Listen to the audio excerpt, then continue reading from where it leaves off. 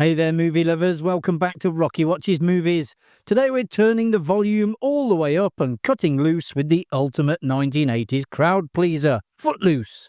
Bursting with chart-topping songs, iconic dance sequences, and a story that defined a generation. This film didn't just get people dancing, it became a pop culture phenomenon. But behind the foot-tapping soundtrack and rebellious moves lies a treasure trove of wild behind-the-scenes stories, unexpected casting twists, and secrets even die-hard fans may have missed. So kick off those Sunday shoes, clear the dance floor, and let's break all the rules with 20 things you never knew about Footloose. The story was inspired by a real-life incident in Oklahoma, where in 1978, a group of teenagers challenged an 82-year-old ban on dancing in the town of Elmore City. The local high school's junior class won the dispute and secured permission to hold a prom, attracting national attention and giving the town its moment of fame. Songwriter/screenwriter Dean Pitchford read about the events and travelled to the town. After 22 drafts, Pitchford completed his screenplay. Elmore City has since embraced this legacy by hosting an annual Footloose festival. The film's original title was Cheek to Cheek. It was only ever intended as a placeholder title, and Pitchford began filling pages with every alternative he could think of in search of something better. On the second day of this process, he wrote down the phrase "footloose and fancy-free," followed simply by "footloose." He later explained that he was drawn to the word because it was visually striking, noting it looked good on the page and would sell itself when splashed across a billboard. Michael Cimino, the Oscar-winning director of The Deer Hunter, was the director for months, but he repeatedly pushed for increasingly grand setups and made escalating demands, including a request for $250,000 to rewrite the script and a desire to make the film darker. Paramount Pictures, wary that Cimino might incur heavy losses, they decided to dismiss him. Herbert Ross, director of The Goodbye Girl and Steel Magnolias, was then brought in to take over. At Payson High School in Utah, only the principal and the guidance counselor were aware of the true identity of a supposed transfer student, named Ren McCormack, who was said to have arrived from Philadelphia. The then 24-year-old Kevin Bacon was undercover and terrified. The experiment lasted only 2 to 3 hours. According to Kevin Bacon, the script offered little indication of the film's heavy reliance on dance, which led him to believe that a choreographer would not be necessary. But he spent 3 weeks training with choreographer Lynn Taylor Corbett, and Bacon also worked extensively on his gymnastics, later recalling that the training was so intense it rubbed the skin off his hands. The more complex gymnastics were performed by Chuck Gaylord, the brother of Olympic gymnast Mitch Gaylord, while Peter Tram, who had appeared in Staying Alive, served as Bacon's dance double. Bacon later joked that he had been furious about needing doubles, likening the situation to a starting pitcher being taken out of a game. It is now difficult to imagine anyone other than Kevin Bacon as Ren in Footloose, yet he was not the casting director's first choice. That distinction went to Tom Cruise, who was unavailable due to his commitment to All the Right Moves. Rob Lowe auditioned but tore his ACL during the process. Madonna auditioned for Ariel. Had she secured the role, it would have marked her feature film debut. But that milestone did not arrive until the following year with Desperately Seeking Susan.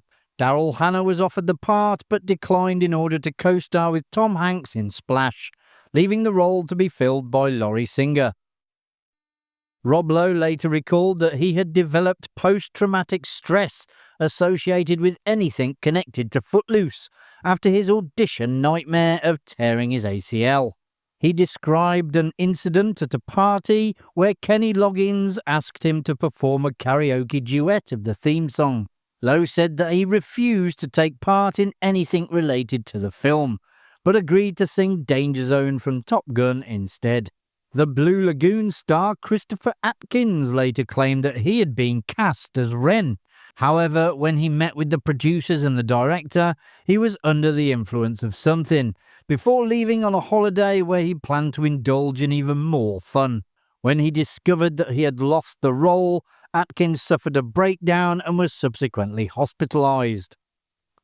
Sarah Jessica Parker declined the role of Rusty after being informed that she would have to cut her hair and dye it red, a change she was unwilling to make after finally growing it out following her time playing Annie on Broadway. However, the studio eventually reversed its decision and allowed the actress cast in the role to keep her hair.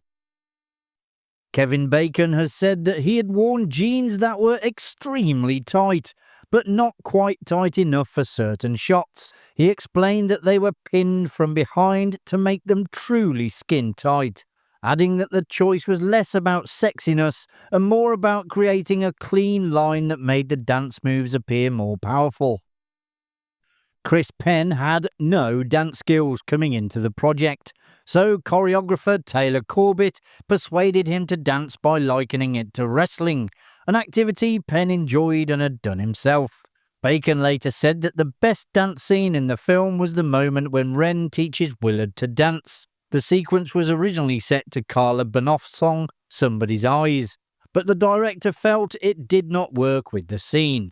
As a result, Pitchford and Tom Snow wrote a more upbeat replacement, built around the line, "Let's hear it for the boy."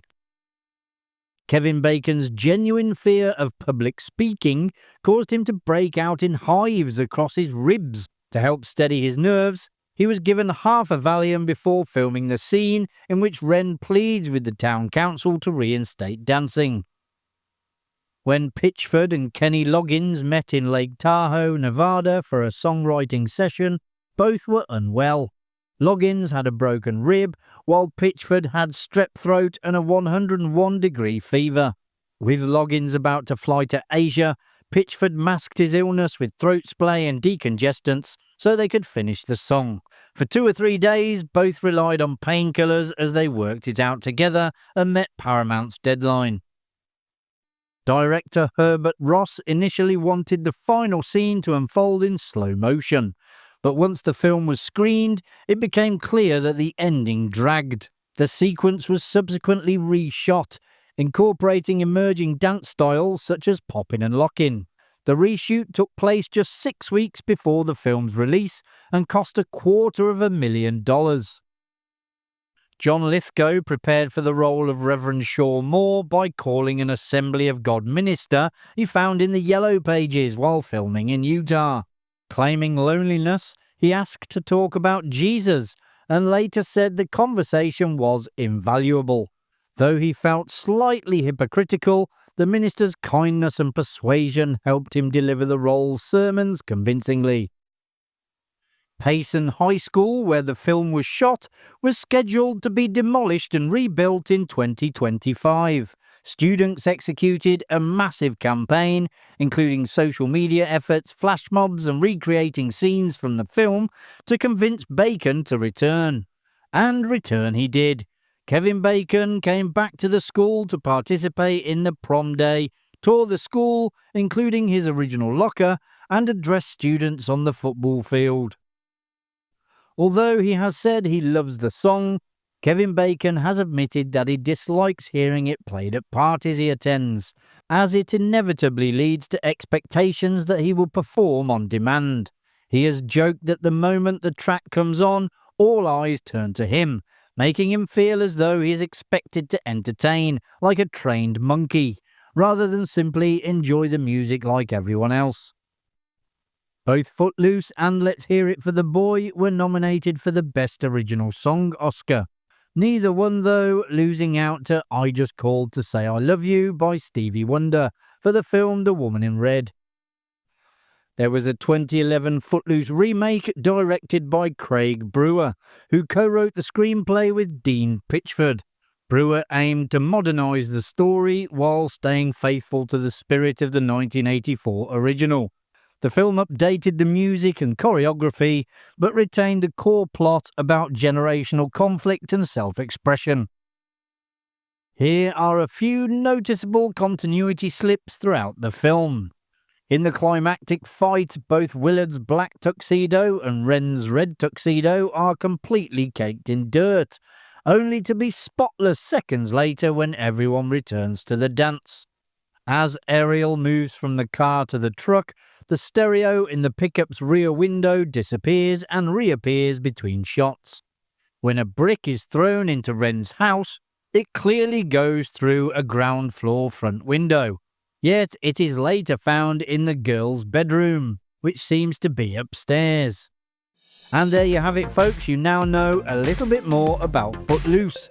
If you enjoyed the video, which I presume you did as you got this far, hit that like button and subscribe so you don't miss any future videos coming to Rocky Watches Movies. Thanks for watching. I'll see you in the next one. Bye for now.